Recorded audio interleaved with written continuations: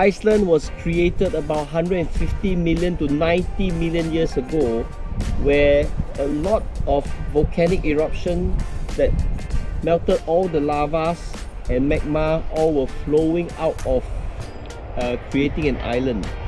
And eventually, after the ice age, where huge water gushes through all the mountainous area here, that's why we were able to see a lot of craters, a lot of ravine. And when after the ice age start to subside and water start to subside and melting will cause, so all the waters literally cuts off all the mountainous area, and this area here previously was under the sea. That's why the entire most parts of Iceland you see rocks covering everywhere, because they were all beneath the sea previously.